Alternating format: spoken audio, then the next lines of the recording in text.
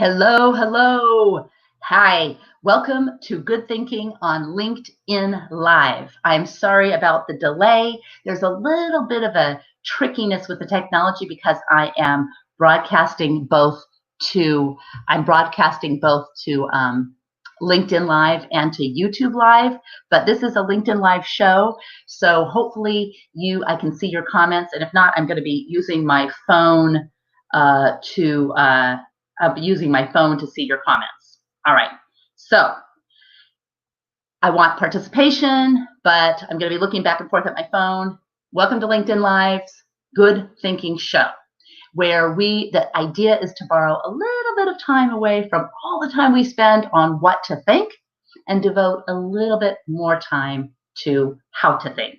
So thanks for being here. Please tell me if you're here, where you're from, and participate. And if you're watching this after the live broadcast and you want to participate in any of these questions, this will be very interactive, please do so, and I'll try to get to all of your comments and questions after the live broadcast. But those of you at the live broadcast, thanks for being here, because this is going to be really fun, hopefully.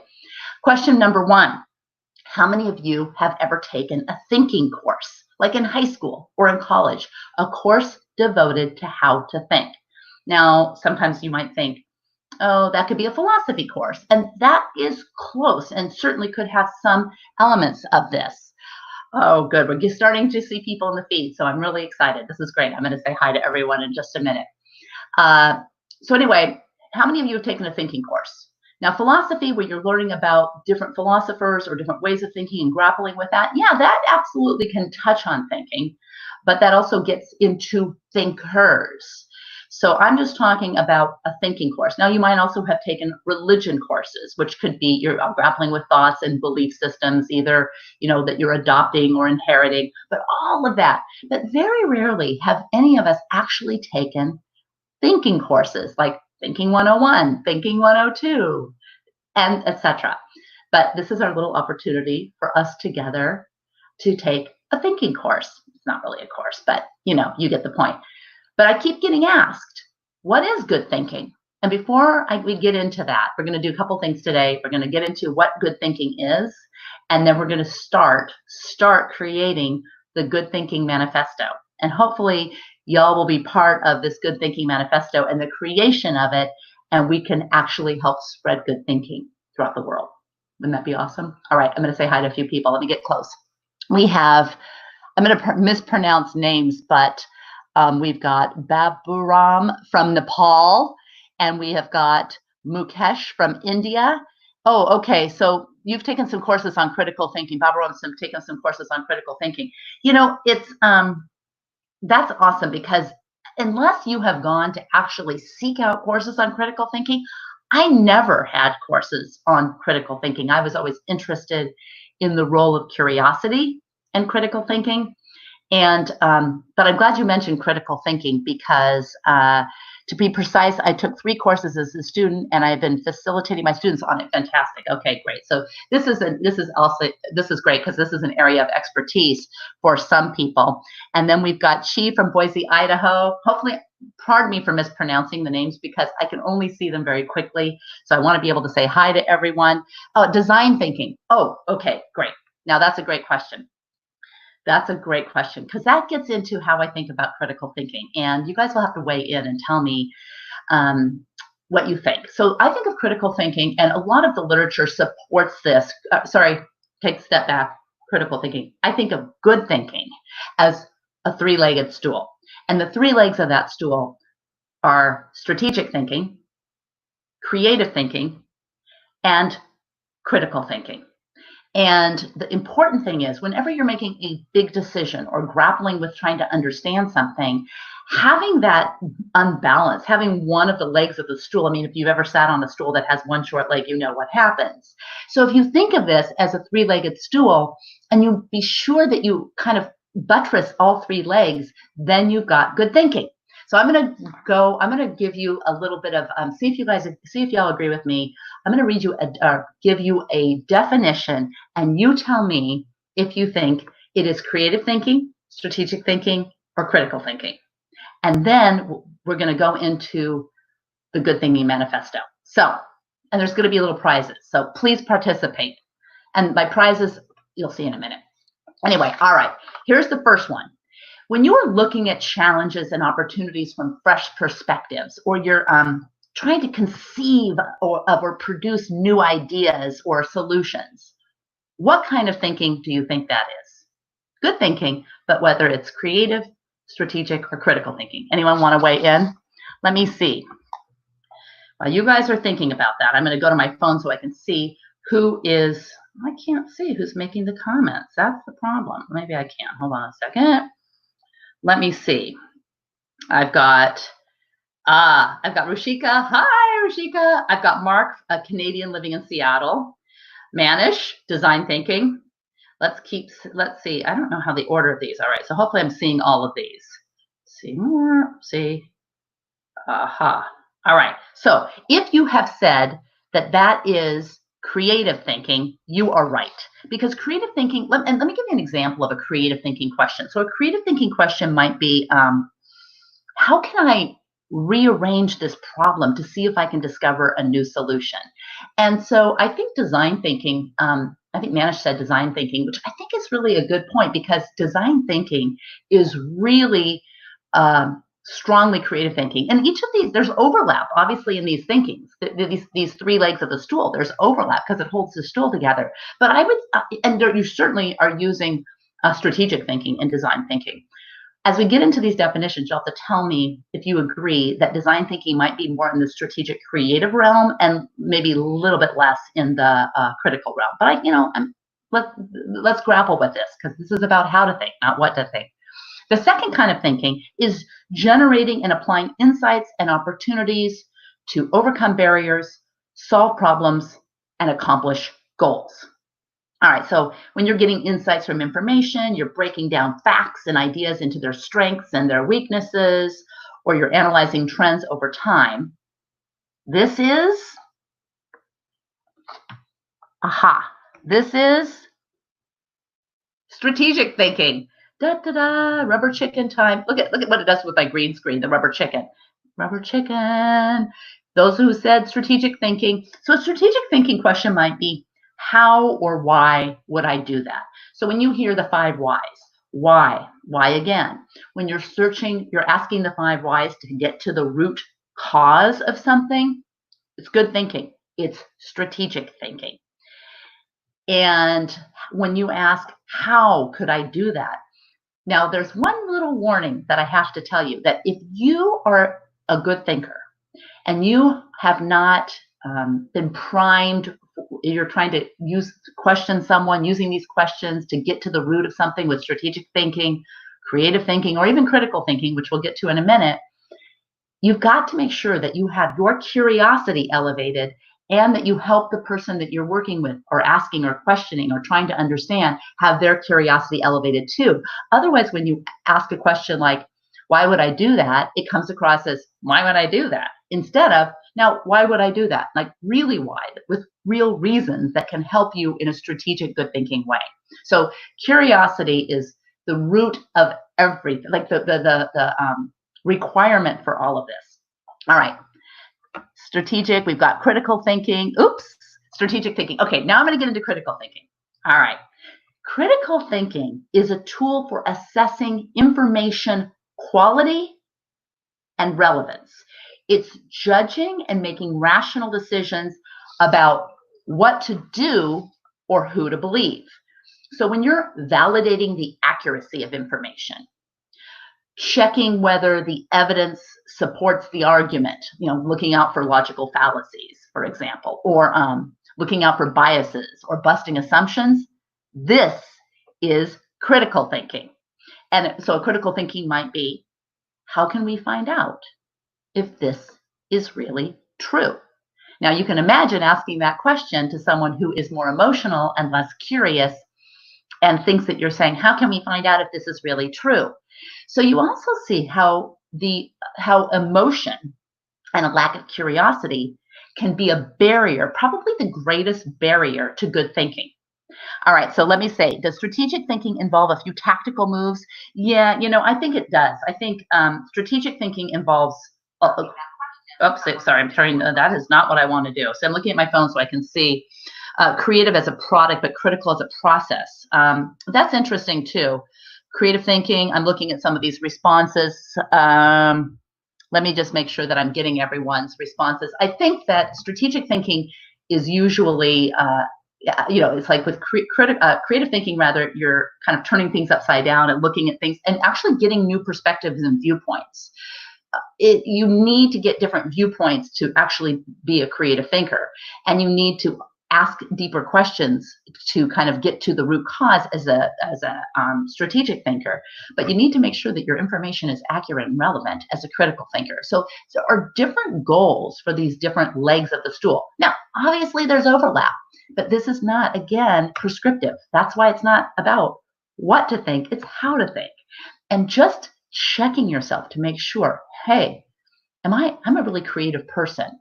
Actually, let me ask you, of all three of these, what do you find you default to most? And I'll confess what I default to most. What I default to most is strategic thinking.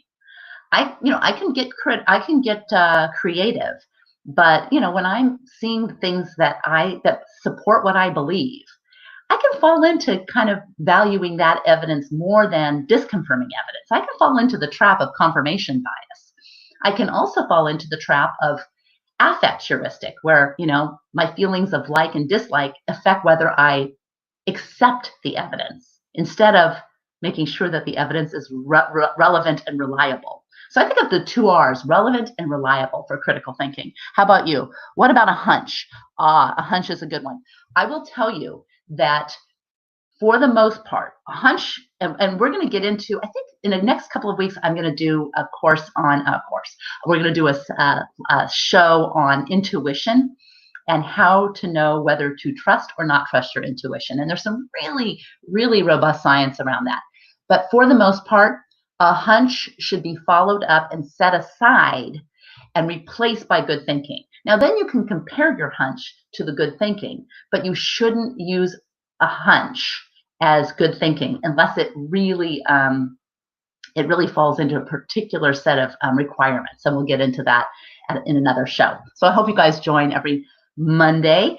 It's 9 a.m. here on the Pacific Coast. I'm in Portland, Oregon, and then at 4 p.m. Greenwich Mean Time, or wherever you are, join, because we're going to get into all this stuff. Let me see. Let's see. The strategic thinking, yes. Okay. Would it be valid to link up Bloom's taxonomy under strategic thinking? I don't know. What do you think? Do you think it would? I mean, there's so many kind of methods and taxonomies and processes that are good. I mean, not good, great. And I think if they could contribute to buttressing the legs of the various legs of the stool, I think it could be very, very useful to consider those.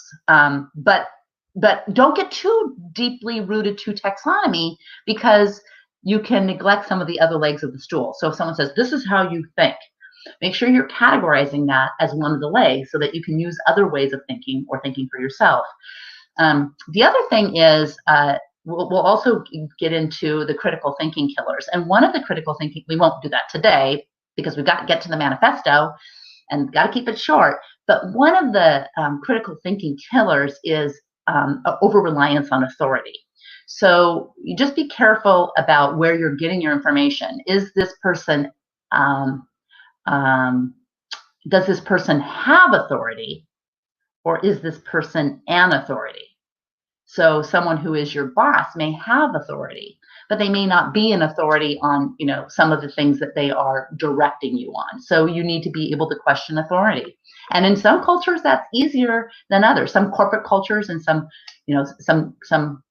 kind of where we grow up, our own cultural upbringing can make that a challenge. But you do have to know when someone has authority and when someone is an authority. So that is an important distinction, particularly with critical thinking. Alexa's from Portland. Yay, you're here. I'm so happy. A hunch may lead to what you will investigate. Yes. The only thing to be sure is to value your hunch with the right amount of gusto, meaning A hunch that comes too soon can be subject to confirmation bias and availability heuristics, some of the biases. So a hunch is good, but it is not part of the good thinking structure. I mean, it just, and you can bring it in later and you can apply it, but it's not one of the three legs of the stool. And that doesn't feel good to a lot of people because they really value their intuition.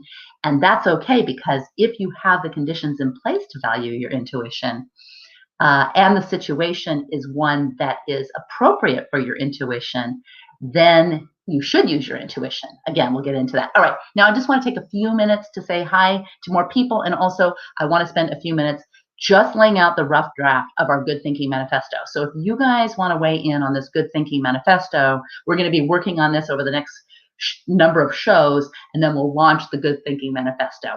And maybe you guys will help me do that, because with the information overload, with this complete global stress and information overload, we need to be relying on good thinking tenets, not what just feels right, in order to make good decisions. Now, it's good to feel good. It's good to feel good. But if you apply that to good decision making, you will be led astray. That's just it. As bad as it sounds, it's the truth. So I'm going to get into a little bit of some of the ideas for the Good Thinking Manifesto, and then we're going to be like, okay, that's it. That's it for the show, because we're going to keep it short and sweet. What time is it? How much time do we have? Another 5 minutes? Perfect. All right.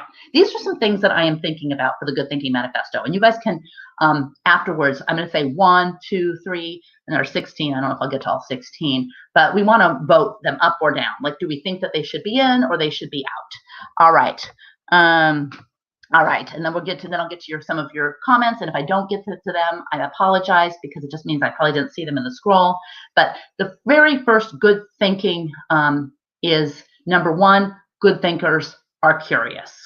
So you guys can vote up or down with number 1. So just put number 1 up or number 1 down, because this is how we're going to create the manifesto. And then together we're going to spread good thinking.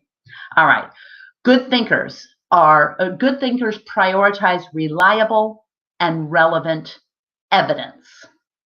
That's got to be in there. I'm going to be biased. That's got to be in there. I think I picked all of these to be like good ones, but we got to say which ones are the best. Number 3, good thinkers use reliable and relevant evidence impartially. That's a tough one. So we're not picking and choosing the reliable and relevant evidence just because it supports our beliefs. We're actually using reliable and relevant evidence impartially. All right. Number 4, good thinkers can change their minds in the face of good evidence. And I'll hint at one of the critical thinking killers is the inability to change our minds. And I wonder if you think it's easier to change your mindset than it is to change your mind. And we'll get into the critical thinking killers in another show. All right, 2 down, up. Be sure to put, Carlos. Hey, Carlos from New York. Glad to see you here. Okay, be sure to put the number so I know, like put number 2 up so I know which one. All right, number 5. Good thinkers wait for sufficient evidence before judging and making decisions. And this is that hunch thing. Now, I want to tell you that your hunches are valuable, but you need to set them aside for the right time. It's really the timing of the hunch and the timing of the intuition. So if you set them aside, so that you can judge based on sufficient evidence. All right, number 6. Good thinkers know the difference between assumptions, conclusions, and hypotheses. And this is a tricky one, because a hypothesis is something you test. An assumption may be something that you challenge, that's in your argument, that you say, maybe that comes from some kind of bias, cognitive bias. And conclusion is, this is what I know. And I think a lot of people right now are jumping right from conclusion to hypothesis without busting their own assumptions. And let me say something else about good thinking. It's easier to see bad thinking in others, but good thinkers focus on creating good thinking for themselves, not just trying to teach it to others. So all of these things that I'm saying, I'm constantly like, oh God, Becky, why did I do that? Constantly trying to work on myself to improve my thinking, because good thinking is not the human default way of thinking. It is a skill that must be practiced. And if it's practiced enough, it can become a character trait. All right. Number 7, good thinkers listen carefully to the ideas of others. Now, this does not mean that they believe the ideas of others. They listen carefully to the ideas of others. So that's number 7. Number 8, good thinkers can accurately represent different viewpoints. This one, I think, is an underrated good thinker manifesto point on number 8. So I hope you guys think about before you vote on number 8, because if you can accurately represent different viewpoints, it requires a lot of good thinking, particularly critical thinking, because it requires, is that viewpoint relevant or reliable? And I love the John Stuart Mill quote, "He who knows only his side of the case knows little of that." Look up the quote, because the rest of the quote is awesome. All right, number 9, good thinkers know when to apply validated solutions and when to seek innovative solutions. So apply validated solutions and seek innovative solutions. That's kind of different. And then you see that a lot of business where, okay, we're going to apply something that we know versus we're going to create new. And it's not like one is better than the other. It's knowing when you're going to do each one. All right, 8 up, 7 up, 6 up, great. 4, all right, we've got some good voting on here. So I think we're going to be able to narrow this down a little bit. Let's see if we can keep going. All right, number 10, good thinkers avoid using irrelevant information to make their case. And we see this a lot in the ad hominem argument, which is a logical fallacy. All this stuff we're going to get into on this show, which is when you start arguing with someone and then you attack them instead of their argument. That is not relevant. So if someone that you completely disagree with on everything, and many of us know someone like that or multiple people like that, makes a relevant argument or provides relevant information, it's really hard to see because we're so overwhelmed. Or when someone that we really agree with makes an puts out irrelevant information that might seem true, but not relevant to the argument. So that's what this is. All right, number 11, good thinkers can spot cognitive biases in their own beliefs. Now we know from blind spot bias that we're really good at spotting biases. Once we learn about cognitive biases, we're really good at spotting them in others. But what we don't do is spot them in ourselves. And we have to be able to spot them in ourselves first, because that's what a good thinker is.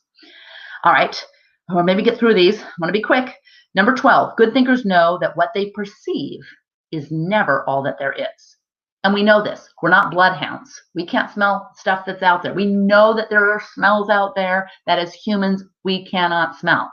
We know that we don't have that echolocation. So we know that there are things going on that we humans can't perceive that other creatures can. So that's just a way to remind ourselves that what we perceive is never all that there is. All right. Number 13, good thinkers distinguish between fact claims and value claims. So like a fact claim might be that parking lot will accommodate 87 cars. Or a value claim might be, oh, there's plenty of parking for my party in that parking lot. See the difference? There's a fact claim and a value claim. All right, 12 up. Got 13. Now 14. Good thinkers apply insights from one context to another. Now that is a lot of design thinking. So applying from one context to another. And number 15, good thinkers check whether evidence supports the argument. Now that's a little different than some of the other ones, so we can see if that one's better or worse or whatever. And the final one is good thinkers know the difference between, this one I think is really important. 16, you got to vote for this one. This is the last one. Good thinkers know the difference between reasoning and rationalizing. That's one that I could probably use a little bit of a reminder because I do a little rationalizing myself. I mean, I don't want to be the antagonist in the story of my life, so I do a little rationalizing my behavior but the difference between reasoning and rationalizing. All right, So we'll get a few minutes because there's a little bit of lag in the delay because I want people to get their voting in. Thank you, everyone, Pras and Chi and Baburam, all of you people who are, all you great good thinkers and friends who are voting. This is fantastic because we're going to create the Good Thinking Manifesto. And or should we call it the Good Thinking Manifesto, or should we call it the Good Thinkers Manifesto? Let me know in the comments. Good Thinking Manifesto or Good Thinkers Manifesto. And then once we do that, over the course of the next few weeks, we'll launch the Good Thinkers or Good Thinking Manifesto out to the world. And then we're going to all help spread good thinking. All right. So that's really it for today's live show. I hope you'll join me each week. I hope you'll tell friends and potential good thinkers. What I had someone say is, I have a couple of friends that I don't think are horrible thinkers, and they need to watch your show. I'm like, let the people who want to create the manifesto, who are the good thinkers, come. You can certainly invite people, but anyone who you think wants to spend a little bit less time being told what to think and spend a little bit more time on improving how we think, that's what this show is about. And and you're all part of it. So thank you. Thank you for being here from around the world. Good thinking manifesto, good thinkers. Oh, we need more votes because we're kind of at a tie right now. So keep your voting going. We'll even continue voting after the show. And we need to know Good Thinkers Manifesto, Good Thinking Manifesto. It's slightly different. Let me know what you think. Let me know how you vote for each thing, if you want up or down, yes or no, and we will create a manifesto to spread out far and wide. Thanks for being here, and I hope to see you guys next week. And if you see this show after the live broadcast, I will get to your all your comments as best I can. Thanks so much. Continue good thinking.